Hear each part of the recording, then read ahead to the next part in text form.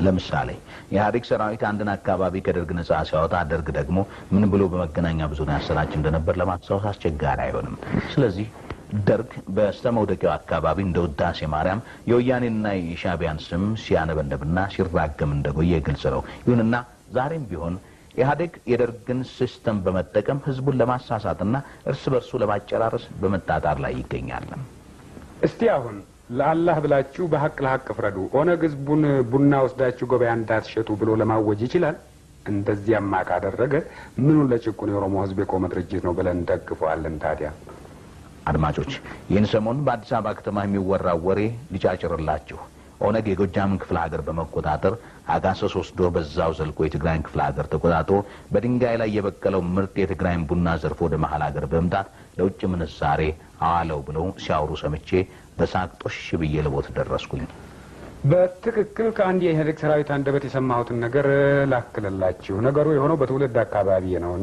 እንደሚታወቀው ሁሉ ሀገራችን ኦሮሚያ ተፈጥሮ ያላትና ለምለም በመሆኗ ሁሉም ይመኛታል። ስለዚህ ይህ ታጋይ የሚኖረው በወለጋ ክፍለ ሀገር በጊምቢ አውራጃ ነጆ ከተማ ውስጥ ነው እና ይህ ሰራዊት የተናገረውን ነገር ስሰማ እንኳንስ የትግራይ ተወላጅ መሆን ይቅርና ሀገሩን ለስራ ጉዳይ ባለማየቴ ፈጣሪን አመሰገንኩት። ነገሩ እንዲህ ነው። አንድ አካባቢ ተወላጅ የሆነ ገበሬ የተዘራውን ድንች ለመሸጥ ወደ ከተማ አምጥቶ ከአህያ ሲያወርድ ታጋዩ በመገረም ያያል።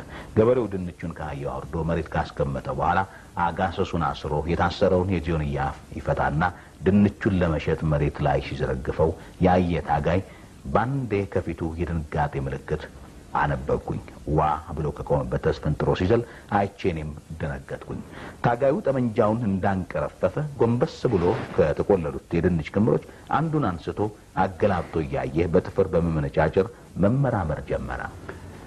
የያዘው ድንች መሆኑን ተጠራጥሮ እኔ ወደ ቆምኩበት አካባቢ በመምጣት አታ በቁጣ ይህ ምንድን ነው ብሎ ሲጠይቀኝ ነገሩ ስለገረመኝና በአጠያየቁ ስለደነገጥኩኝ የምለው ጠፍቶኝ ፈዝዤ አየሁት። ምንም መልስ ከኔ ሲያጣ ጊዜ ወይ የነጆ መሬት እንቁላልም ታበቅላለች ብሎ ሲል በመገረም አየሁት። እኔም ምን ነው ይህ እኮ እንቁላል ሳይሆን ድንች ነው ስለው ታጋው በድጋሜ እንደዚህ የሚነጣ ድንች የት አለ ብሎ ሲለኝ በእውነት ትግራይ በልምላሜ የተጎዳች መሆኗን ከታጋዩ እንቁላልን ከድንች ለይቶ ባለማወቁ ሁኔታ ለመርዳት ችያለሁ። ስለዚህ ያለፉት ገዢ መደባት እንደሚያደርጉት ያደርጋል እንጂ እንደዚህ ለምና ውብ የሆነችውን የኦሮሚያ ምድር የኢህአዴግ ሰራዊት መች በዋዛ ፈዛዛ ይለቃታል?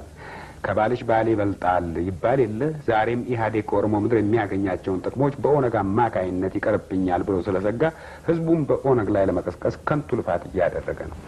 እሾህን በሾህ እንደሚባል ሁሉ ኢህአዴግ ዳግመኛ የኦሮሞን ህዝብ ሀብት እንደፈለገ ሊጫወትበት በኦሮሞ ህዝብ ልጅ ደም ለመንቦጫረቅ ፈልጎ ንጹህ የኦሮሞ ልጅ በጥቅም አስሮ ከአባቶቹ በወረሰው ስልት ኦሮሞን በባርነት ቀንበር ስር ለመጣል እያሰበ ነው።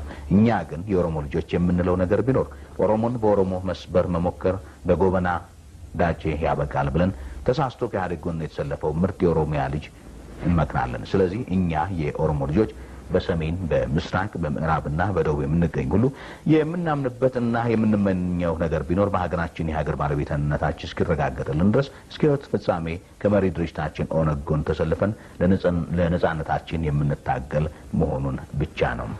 አዘጋጆች ወይም ጋዜጠኞች ለእናንተ ደግሞ ሳላስገነዘብ የማላልፈው ቢኖር የኦሮሞ ነጻነት ግንባር በምህጻረ ቃል ሲጻፍ ኦነግ እንጂ ኢህአዴጎች እንደሚሉት የኦሮሞ ነጻ አውጪ ግንባር ኦነአግ አለመሆኑን አውቃችሁ በስነ ስርዓት ብትጠሩት ከንጹህ የኦሮሞ ልጅ የምታገኙት ምስጋና ወሰን የለውም። ምክንያቱም የኦሮሞን ህዝብ ነጻ የሚያወጣው የህብረተሰብ ልጅ እንጂ ሌላ ተቀጣሪ ድርጅት አለመሆኑን ልትገነዘቡ ለማሳሰብ ፈልጌ ነው። አድማጮች እነዚህ ኢህአዴጎች የሰሟቸው እንደሆነ አስረዷቸው። ማወቅ ያለባቸው ነገር ቢኖር ህዝቡ ካለፈው ስራ ስለተማረ በአጉሎሬ አይበገርላችሁም ብላችሁ ንገራቸው። ቸሩን የሚመኝላችሁ ኪሱ ነኝ ከአዲስ አበባ።